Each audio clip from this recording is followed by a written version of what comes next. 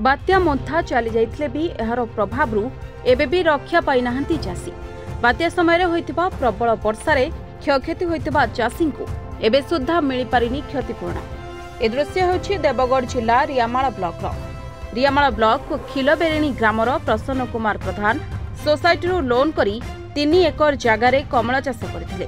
आउ किछि दिन परे कमला अमल होई बिक्री करथांते, किंतु बात्या मोन्थार प्रभाव रे पवन बहिबा सहित वर्षा जोगु लक्ष लक्ष टंकार कमला तळे पड़ी नष्ट हो जाइछि।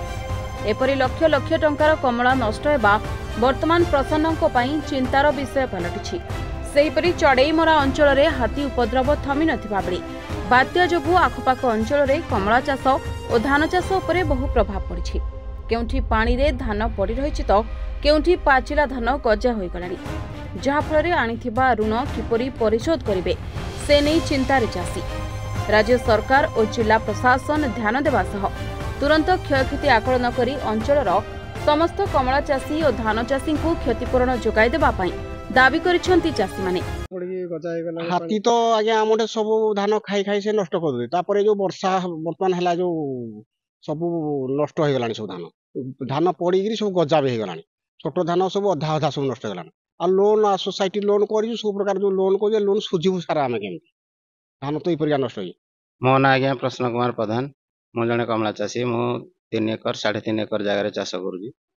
ये जो प्रथम जो चाष मु आरंभ कली सोसाइटी गोटे 3 लाख टंकार लोन आनी, तो एबे वर्तमान आमर लोन सुझबार समय हो गलानी, तो आमर कमला मध्य आरंभ हो गलानी, माने प्रोडक्शन आरंभ हो गलानी।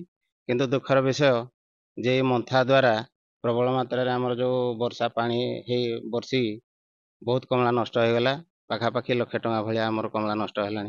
केमती कौन लोन सुझीबू कौन करूँ आम बर्तमान मुंडे हाथ देकिना बसीजु।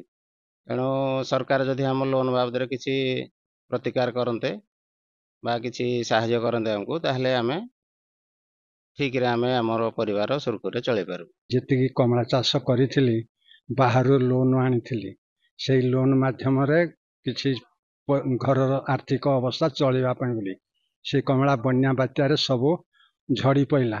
तेणुक लोन को किपरि सुझीबी मुई से चिंतित अच्छी। मत किसी सहायता देले से लोन परिशोध करी। Deogarh Sudam Behera report, reporters today.